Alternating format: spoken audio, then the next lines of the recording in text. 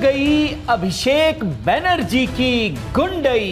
TMC सांसद अभिषेक बनर्जी के खिलाफ एफआईआर दर्ज हो चुकी है। चुनाव प्रचार में भड़काऊ भाषण देने का आरोप लगा है। आपको ये भी बता दें कि Bidhannagar cyber crime police station में एफआईआर दर्ज कर ली गई है। 4 तारीख 12টার পরে কোন জল্লাদের কত ক্ষমতা আর কার দিল্লির বাবা কাকে বাঁচাতে আসে আমি 4 তারিখ দেখব।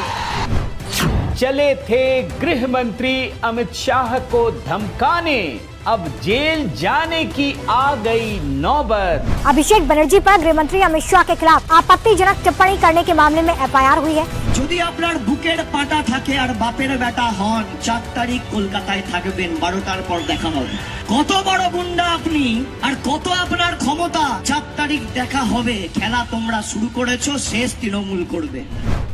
ममता बुआ की आड़ में अभिषेक बनर्जी सीधे गृह मंत्री को चुनौती दे रहे थे, अब घर में दुबके पड़े हैं। খেলা যখন আজকে ওরা শুরু করেছে মিতালির উপর আক্রমণ করে, ফিনিশিংটা আমি করব, শেষটা আমি করব 4 তারিখ, কথা দিয়ে যাই। अभिषेक बनर्जी पर दंगे वाली धाराएं भी लगी हैं। धमकी और सांप्रदायिक बयान देने के आरोप भी हैं। हिंसा भड़काने और शांति बिगाड़ने के भी आरोप हैं। ममता बनर्जी के सारे सरगना डर के मारे कर रहे हैं सरेंडर।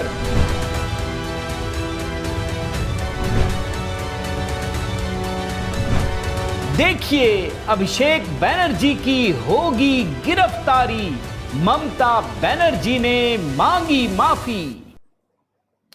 साथियों नमस्कार, मैं हरिश्चंद्र बर्णवाल इस वीडियो में आप सभी का स्वागत करता हूं।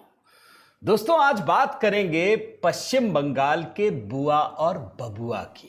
बबुआ बोलना पड़ेगा भाई। अभिषेक बनर्जी किस तरीके से दोस्तों बुआ की आड़ में एकदम खुलेआम गुंडागर्दी कर रहे थे, गुंडई मचा रखी थी। आप सोचिए ये व्यक्ति सीधे सीधे इस देश के प्रधानमंत्री को, गृह मंत्री को चुनौती दे रहा था, गुंडा बोल रहा था और बार बार धमकी दे रहा था। और एक समय तो ऐसा आया दोस्तों जब इस आदमी ने पूरे देश की संप्रभुता को चुनौती दे दी।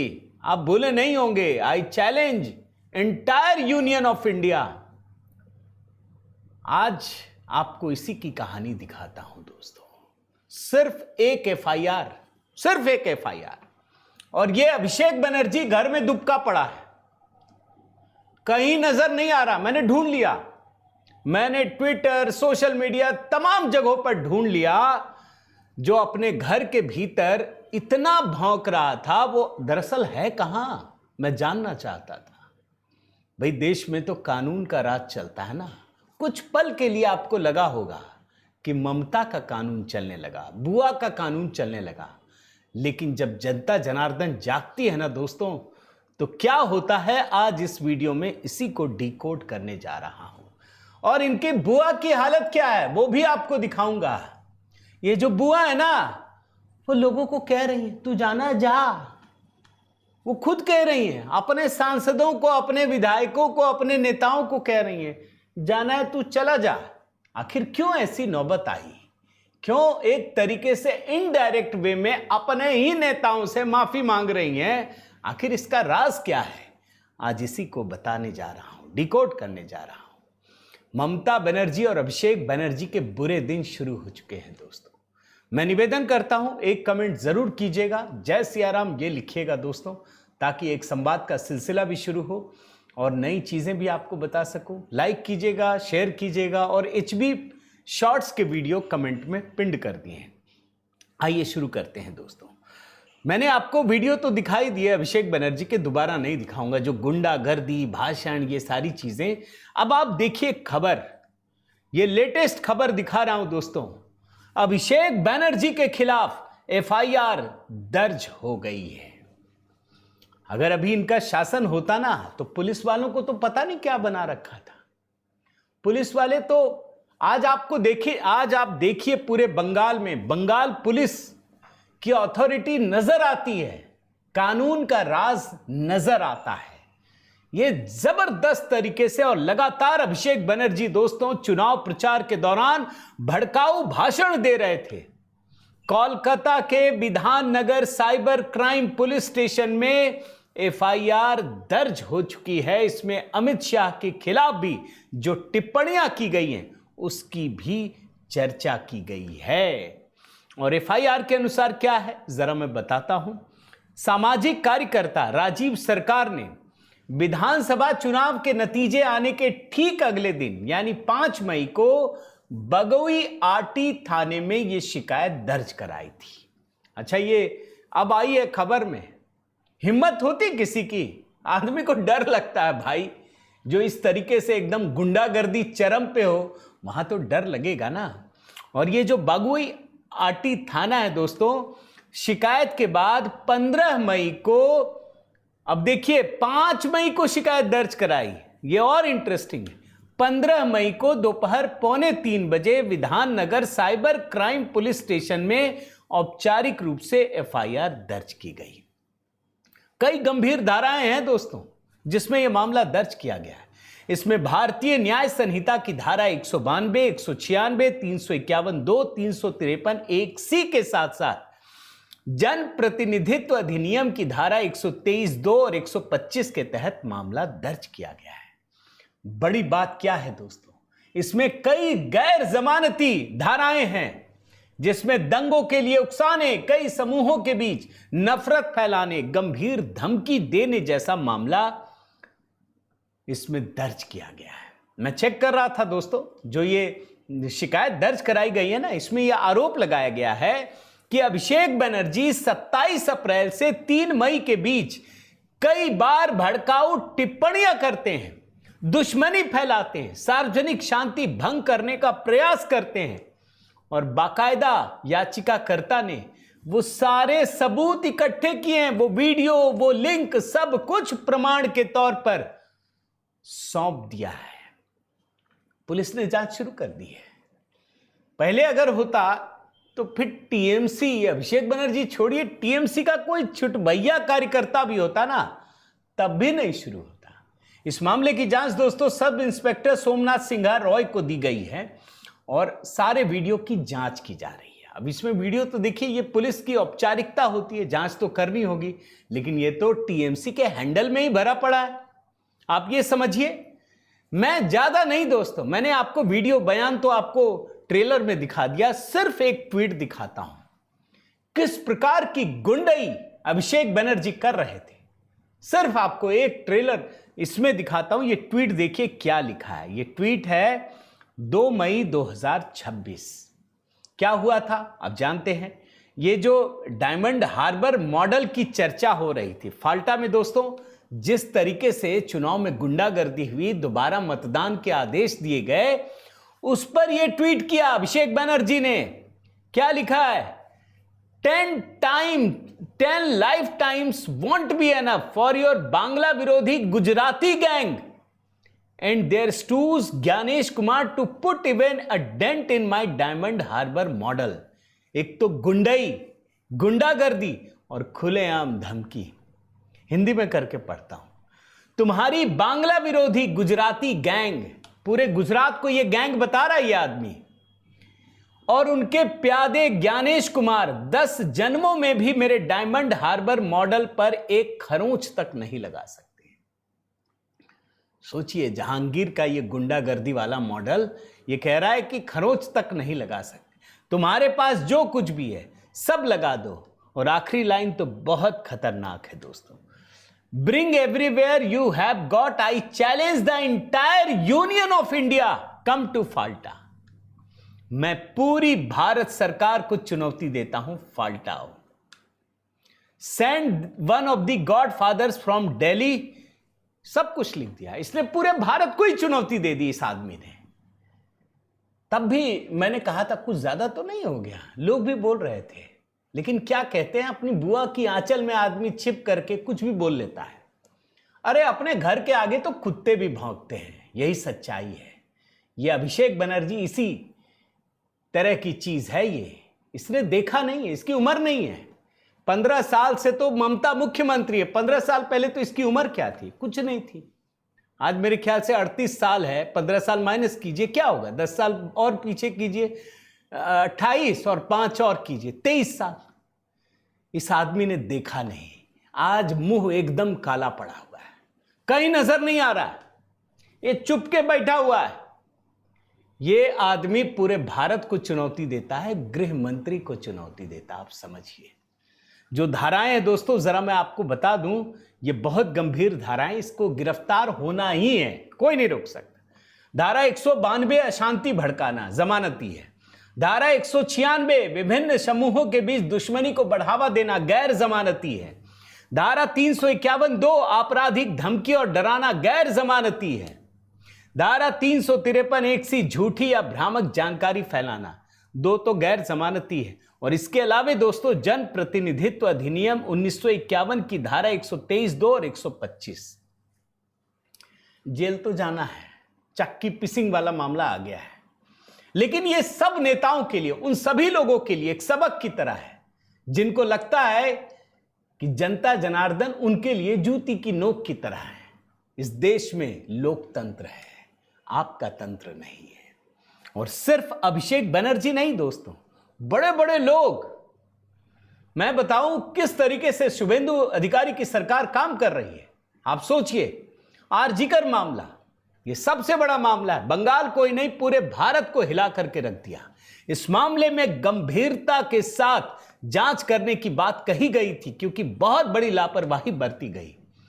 शुभेंदु अधिकारी सरकार ने तुरंत एक के बाद एक कड़े कदम उठाए हैं, जैसे इसकी फाइलों को दोबारा खोलने और जांच की आदेश दे दिए गए हैं। जांच में ढिलाई की गई, इस मामले को ठीक से नहीं निपटाया गया और इसलिए 3 बड़े आईपीएस अधिकारी, पूर्व कमिश्नर के साथ 3 बड़े आईपीएस अधिकारी, पुलिस कमिश्नर विनीत गोयल जो उस समय थे, तत्कालीन डीसी आईपीएस इंदिरा मुखर्जी और तत्कालीन DC north Abhishek Gupta, 3 IPS अधिकारी को निलंबित कर दिया गया है।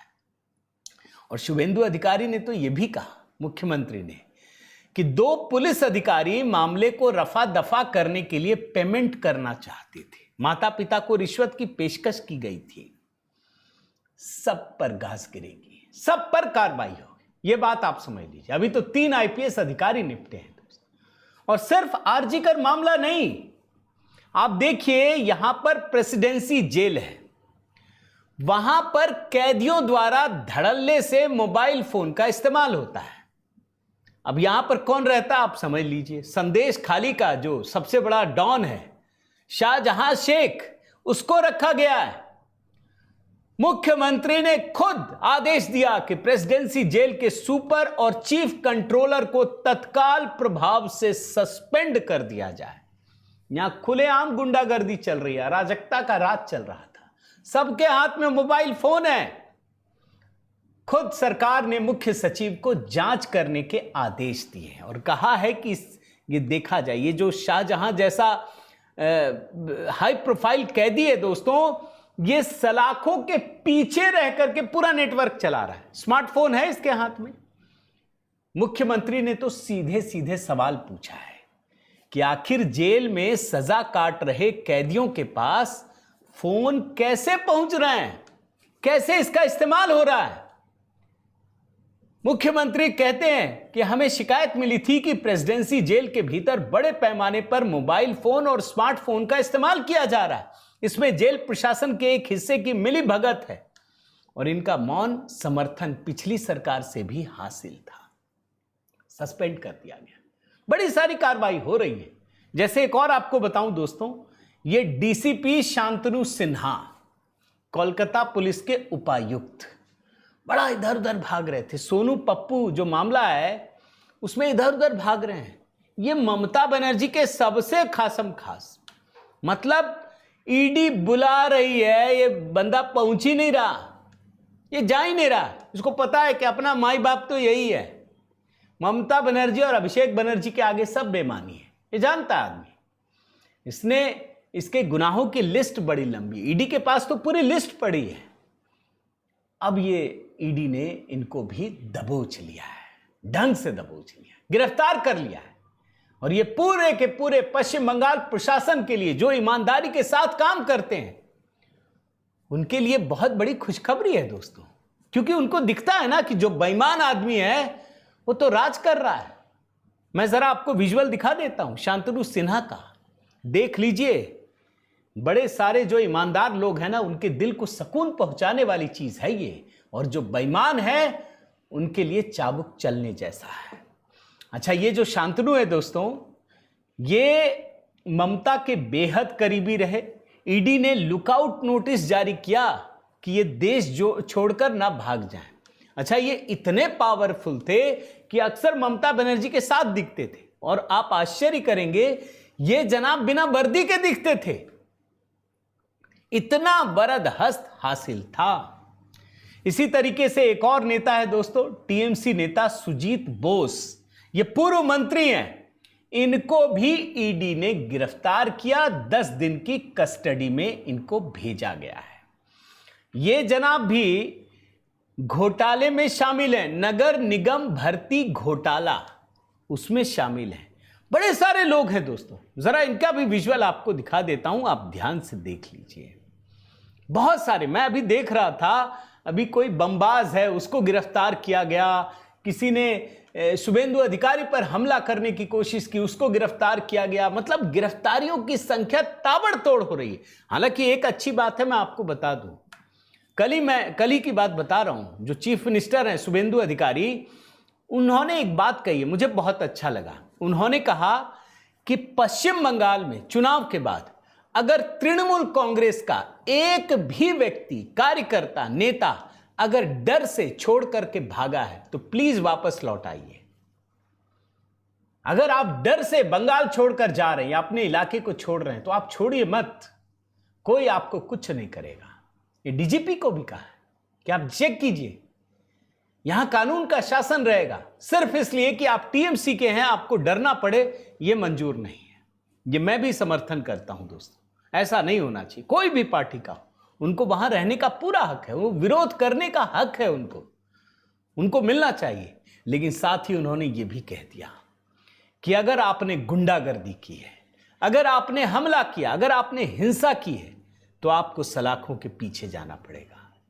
मैं पूरी तरह से शुभेंदु अधिकारी की इस बात का समर्थन करता हूं। आप जरूर कमेंट करके बताइएगा दोस्तों। एक और देखिए, जाति प्रमाण पत्र 2011 से ममता बनर्जी ने अनुसूचित जाति, अनुसूचित जनजाति, अन्य पिछड़ा वर्ग की इतने सारे सर्टिफिकेट दे दिए कि आप सोच नहीं सकते। 14 साल में 1,69,00,000 लोगों को यह प्रमाण पत्र दिया गया है। सारा गड्ढमड कर दिया। जो अनुसूचित जाति, अनुसूचित जनजाति का जो अधिकार है वो किसी और को दे दिया। ओबीसी में मुसलमानों को इस तरीके से घुसाया गया। इसमें आरोप लगे हैं, गंभीर आरोप है कि जो असल अनुसूचित जाति के लोग हैं उनको नुकसान पहुंचाया गया। करोड़ों लोगों को दे दिया गया दोस्तों। अब इसकी जांच हो रही है, और इसकी जांच इसलिए हो रही है ताकि जो वास्तविक एससी, एसटी, ओबीसी समुदाय हैं उनको लाभ मिले, ना कि ममता बनर्जी के कैडर को लाभ मिले। एक और खबर दिखा देता हूं दोस्तों, ये और बड़ी खबर है। आप जानते हैं कि अभी टीएमसी में क्या हो रहा है। टीएमसी में भागम भाग लगा हुआ है। मैंने तो आपको खबर भी दिखाई दोस्तों। इनके विधायक हो, सांसद हो, इनके प्रवक्ता हैं, सब छोड़ छोड़ के भाग रहे हैं, और भाग ही नहीं रहे, बल्कि ममता बनर्जी पर गंभीर इल्जाम भी लगा रहे हैं। ये बता रहे हैं कि ममता बनर्जी की सरकार ने किस तरीके से गुंडागर्दी की है, किस तरीके से बयान जबरदस्ती दिलवाए, ये सारे खुलासे भी कर रहे हैं। विधायकों की बैठक हो रही है तो विधायक नहीं पहुंच रहे, सांसदों में उलटफेर की स्थिति है। अब ममता बनर्जी को ये डर लग रहा है। वो खुलकर कह रही है अपने लोगों को, भैया जाना है तू चला जा, आरोप मत लगाना। वो कह रही हैं जो पार्टी छोड़ना चाहते हैं स्वतंत्र हैं, छोड़िए, जाइए। और फिर वो कहती हैं कि मैं नए सिरे से खड़ी करूंगी, ये करूंगी, वो करूंगी। करिए, कोई बात नहीं, लोकतंत्र है, आपको हक है। लेकिन ये अगर सही मायने में उस लकीर को पकड़ना चाहे ना दोस्तों, तो ये दरअसल माफी है। ये नाक रगड़ के माफी मांगना इसको कहते हैं। वरना कोई आदमी बोलता है क्या कि आप हमारी पार्टी के दम पे नेता बने, जीते, आप छोड़ के चले जाएंगे? भाई कार्रवाई करते हैं लोग। ममता बनर्जी कह रही है छोड़ना चाहते हैं, जाइए, आप स्वतंत्र हैं। ऐसा कौन बोलता है? इसका मतलब है कि उनको एहसास है कि उन्होंने कितनी बड़ी गलतियां की है, किस तरीके से उन्होंने दादागिरी की है। आज जब लोग दादागिरी से मुक्त हो रहे हैं तो एकदम स्वच्छंद रूप से विचरण करना चाहते हैं। और आखिर में दोस्तों, सिर्फ आपको एक खबर के तौर पे एक बहुत बड़ी कहानी आपके सामने रख देता हूं। कल आसनसोल में बड़ी झड़प हुई, थाने में हमला हो गया। मामला क्या है मैं आपको बता देता हूं। शुभेंदु अधिकारी की सरकार ने यह कहा है कि अब लाउड स्पीकर नहीं चलेगा। अब देखिए, ये सबके लिए है, ये हिंदू मुस्लिम सबके लिए, किसी एक के लिए नहीं है। लेकिन होता क्या है, सड़क पर बैठ करके नमाज, ये कल की खबर भी आपको दिखाया, ये लाउड स्पीकर जब बजने लगा तो आसनसोल पुलिस ने मना किया, उस पे लोगों ने हमला कर दिया। अब कौन बताए इनको कि अरे भाई सरकार बदल गई, ये तो योगी जी जैसे आदमी हैं, आशीर्वाद लेके पहुंचे हैं। अब एक एक आदमी का उसमें चेहरा निकलेगा, फिर क्या होगा? फिर जब बुलडोजर पहुंचेगा तो कहां जाएंगे आप? तो समय रहते अगर इस बात को समझ लें तो अच्छा है, न समझें तो कोई बात नहीं, कानून अपना काम करेगा। उम्मीद करता हूं दोस्तों ये वीडियो आपको पसंद आया होगा। जरूर एक कमेंट कर दीजिएगा, लाइक कीजिएगा, शेयर कीजिएगा। अगर चैनल आपने सब्सक्राइब नहीं किया है दोस्तों जरूर कीजिएगा। बाकी बेल आइकन भी अगर दबाएंगे तो मेरे वीडियो आप तक तुरंत पहुंचेंगे। एक कमेंट दोस्तों जय सिया राम ये लिख दीजिएगा। और हाँ देखिए, HB शॉर्ट्स के वीडियो कमेंट में मैंने पिंड कर दिए हैं। बहुत संक्षिप्त में यहाँ कुछ वीडियो बनाता हूँ महत्वपूर्ण, देखिएगा ज़रूर। बहुत बहुत धन्यवाद। जय सिया राम।